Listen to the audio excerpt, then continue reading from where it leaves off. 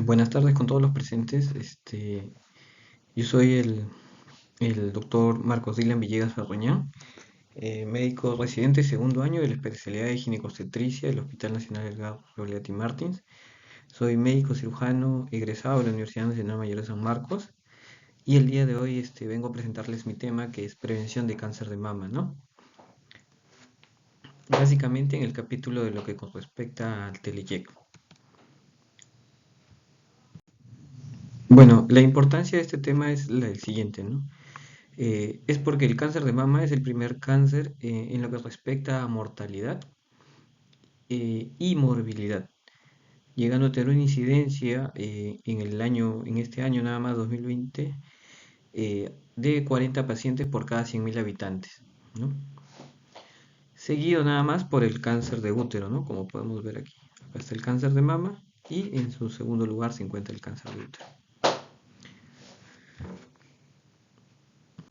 Bueno, para poder saber con qué frecuencia hay que hacer los tamizajes, es necesario identificar a la población de riesgo, ¿no? Es por ello que debemos saber cuáles son estos factores de riesgo y debemos entender que un paciente sin factores de riesgo más o menos se encuentra ubicado en un riesgo promedio que equivale a 1, ¿no? Aquí en esta tabla de la derecha les presento la lista completa de los factores de riesgo que se han identificado para que se pueda desarrollar en alguna etapa de la vida el cáncer de mama, ¿no?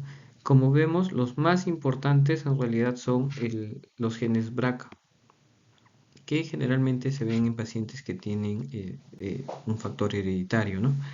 Pero el hecho de tener nada más un familiar de primer grado o dos familiares de primer grado sí elevan el riesgo, pero no tanto como se piensa comúnmente, ¿no?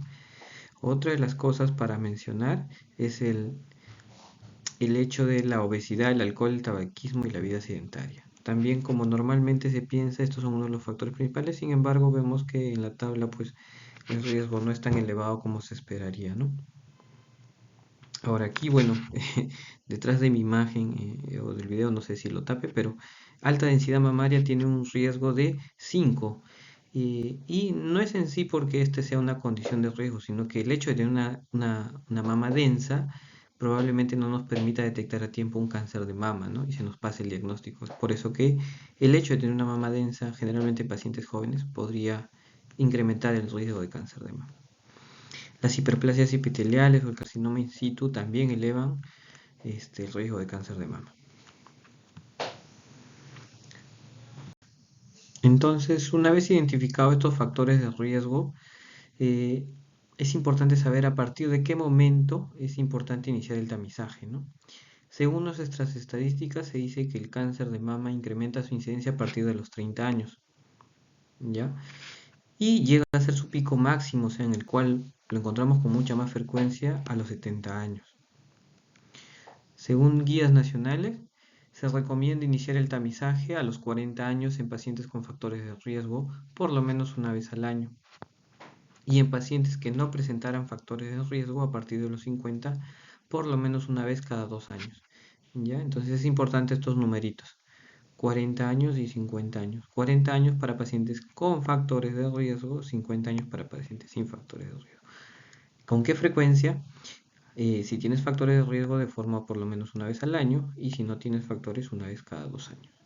Esto también se ve refrendado en la guía de salud en la cual nos recomienda iniciar por lo menos a los 40 y otro punto de corte a los 50 años. ¿Ya? En lo que respecta a los exámenes de tamizaje, ahora que ya sabemos a quiénes le vamos a realizar el tamizaje, y a partir de qué edad, es importante precisar qué le vamos a pedir al paciente, ¿no? Entender que la mamografía es la principal forma de hacer el tamizaje es uno de mis mensajes principales, por esto la importancia de esta lámina. Para ello, ustedes como pacientes deben solicitar una mamografía que por lo menos tenga dos incidencias, ¿no? La cráneo-caudal y la media lateral. ¿Cuál es la intención de esto? Es que el especialista, el radiólogo que haga la lectura, lo pueda hacer de manera correcta. Lo que busca este examen es encontrar lesiones espiculadas o calcificadas que nos permitan, que las cuales son sospechosas en realidad de malignidad, ¿no? Entonces, las masas espiculadas o las calcificaciones son lesiones sospechosas de malignidad y podrían hablarnos de que se estaría instaurando un cáncer, ¿no? Entonces, ahí la importancia. Como acá vemos un pequeño ejemplo, ¿no? Ahí vemos una calcificación. Ahora, como dato adicional, aquí les traigo una tabla de cómo interpretar los BISRATs, que ha sido una de las cosas que muy frecuentemente me han preguntado, ¿no? Y por eso les he traído esta lámina. Lo más importante distinguir aquí es que nos llamaría la atención el resultado de un BISRAT 3. ¿Por qué? Porque a partir de él ya nos obliga a tener un seguimiento más cercano, de que sea por lo menos cada 6 meses. Este numerito de 6 meses es importante porque se dice que un cáncer se duplica a los 6 meses, ¿ya? Entonces es la importancia de este BISRATS. Ahora, el hecho de tener un BISRATS 4 o BISRATS 5 significa que tengo en la mamografía o en la ecografía lesiones con mucha más sospecha de malignidad y nos obliga a hacer una biopsia, ¿ya? Y esas son las condiciones. Creo que eso es lo más importante de esta lámina, tener en cuenta. Si tenemos un BISRAT 0, 1, 2, no debemos preocuparnos. El BISRAT 0 solamente es una interpretación de que el examen no nos puede brindar información y hay que repetir o complementar con otro examen. BISRATs 1 y 2 son prácticamente lesiones benignas, ¿no? En la BISRATs 1 en realidad no hay lesiones. BISRATs 2 sí son lesiones, pero benignas, ¿no? Con respecto a otro método de tamizaje, eh, es importante enfatizar que la ecografía solo nos va a ayudar en pacientes menores de 30 años, en las que habitualmente la mamografía es informada como un BISRAT 0 o mama densa, la cual no nos permite realizar una adecuada lectura de este examen. Pero no es el principal método de tamizaje, esa idea quiero que se la lleven. La ecografía no es lo mejor para hacer tamizaje, la mamografía sí nos ayuda mucho más, pero tiene ciertas indicaciones, ¿no? Principalmente en pacientes menores de 30 años, en las que habitualmente la mama es densa y la mamografía no nos ayudaría mucho, ¿no? Por eso aquí.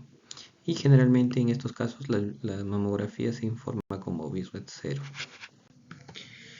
Ahora, la resonancia magnética, en lo que refiere a su utilidad, bueno, sí es útil, sin embargo, en nuestro medio es poco accesible, ¿no? Y solo la indicaríamos si la paciente tiene resultados como BISRAT 0 en la mamografía o en la ecografía, ¿no?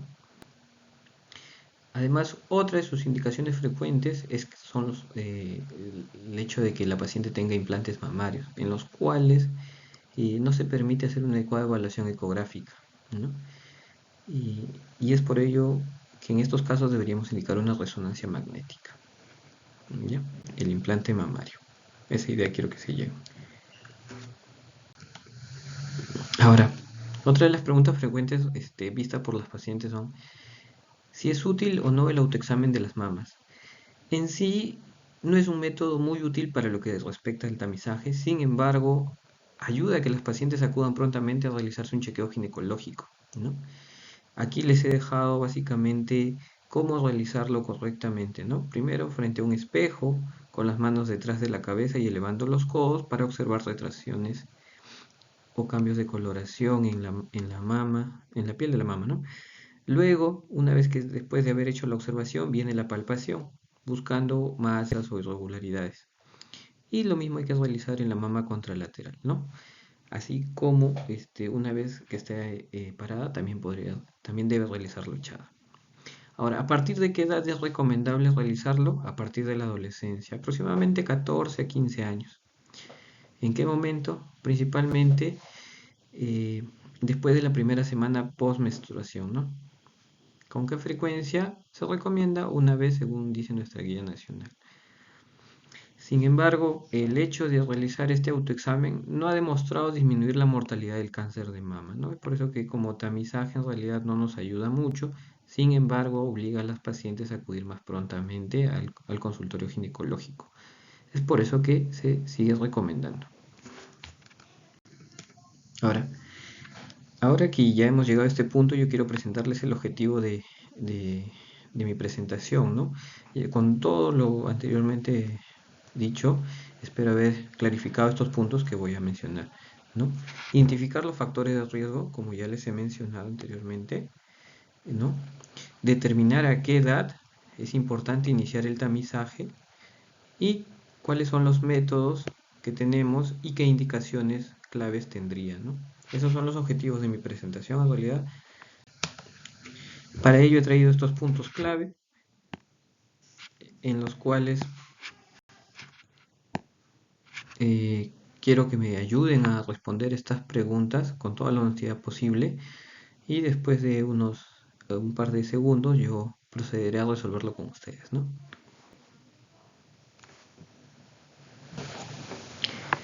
Bueno, ya tomando el tiempo mencionado, procederé a resolver con ustedes estas preguntas, ¿no?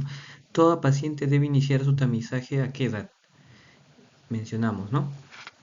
Sí o sí, toda paciente debe iniciar a los 50 años. Sí o sí. Por lo menos cada 2 años.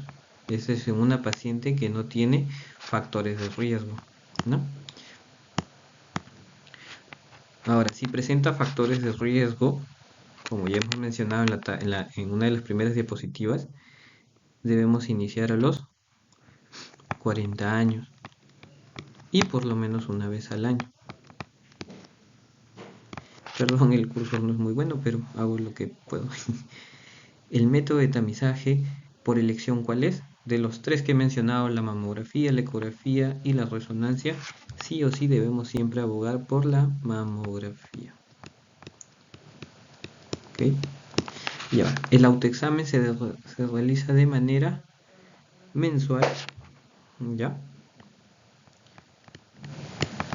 Y generalmente posterior a la primera semana de menstruación. ¿Ya? Esas son las ideas que quiero que se lleven. Por lo menos estas dos son las más importantes. Esto ya es secundario y bueno, esto también es mucho menos importante, ¿no? Pero que sepan a qué edad y con qué frecuencia deben hacer sus chequeos, con qué examen deben empezar, eso es creo que uno de los objetivos que deben, uno de los mensajes clave de esta exposición, ¿no? Bueno, ya ahora llegando a terminar mi charla, quiero nada más comentarle que es muy importante realizarse el chequeo. Recalcar que por lo menos debe ser a partir de los 50 años y con una frecuencia mínima de una vez cada 2 años.